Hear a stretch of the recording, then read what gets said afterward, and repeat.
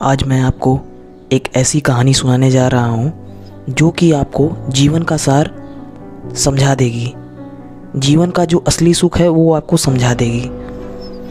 बहुत समय पहले की बात है, एक व्यक्ति यही सवाल जीवन का सार समझने के लिए, जो कि वो चाहता था बहुत ही आसान शब्दों में समझना, इसलिए वह गौतम बुद्ध के दरबार जा पहुंचा। और वहाँ उस दरबार जा पहुंचने के बाद उस व्यक्ति का गौतम बुद्ध से यही सवाल था कि भगवान गौतम बुद्ध, आप मुझे जीवन का जो सार है वो बड़े ही आसान शब्दों में समझा दीजिए। गौतम बुद्ध ने उस व्यक्ति से सीधा सा सवाल पूछा कि क्या आपके पास कोई संतान, कोई बेटे हैं? उस व्यक्ति ने कहा, हाँ जी भगवान, हमारे पास एक बेटा है मेरा। फिर भगवान गौतम बुद्ध ने पूछा, क्या आपके भाई के बेटे हैं? उस व्यक्ति ने कहा, हाँ जी भगवान, मेरे भाई के भी बेटे हैं। फिर भगवान गौतम बुद्ध ने पूछा, क्या आपके पड़ोसी के बेटे हैं? उस व्यक्ति ने कहा, हाँ मेरे पड़ोसी के भी बेटे हैं। फिर भगवान गौतम बुद्ध ने एक और सवाल पूछा कि क्या आपके कॉलोनी में कोई ऐसा है जो कभी कभार दिखता है, आपसे ज़्यादा बातचीत नहीं होती होगी, जिसकी उसके भी बेटे हैं? उस व्यक्ति ने कहा, हाँ भगवान, उसके भी बेटे हैं। फिर भगवान गौतम बुद्ध का सीधा सा सवाल था उस व्यक्ति से कि मान लीजिए अगर आपके बेटे की मौत हो जाती है, तब आपको उस समय कैसा लगेगा? उस व्यक्ति ने कहा, भगवान ये आप क्या सवाल कैसा पूछ रहे हैं हमसे, मेरी तो पूरी दुनिया ही तबाह हो जाएगी, मेरे लिए तो मेरा बेटा ही सब कुछ है।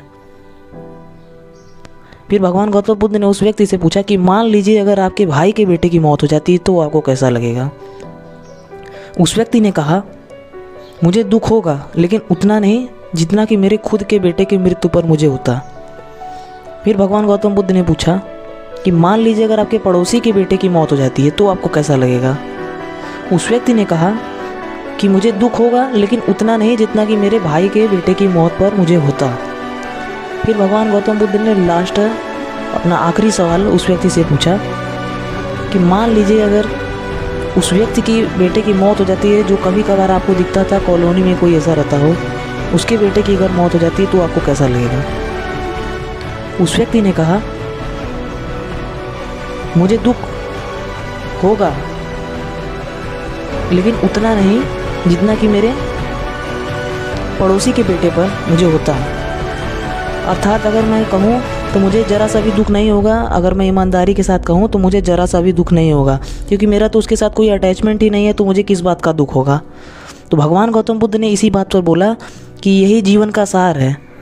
जिनसे हमारा अटैचमेंट होता है, हमें दुख केवल उन्हीं चीज़ों का होता है।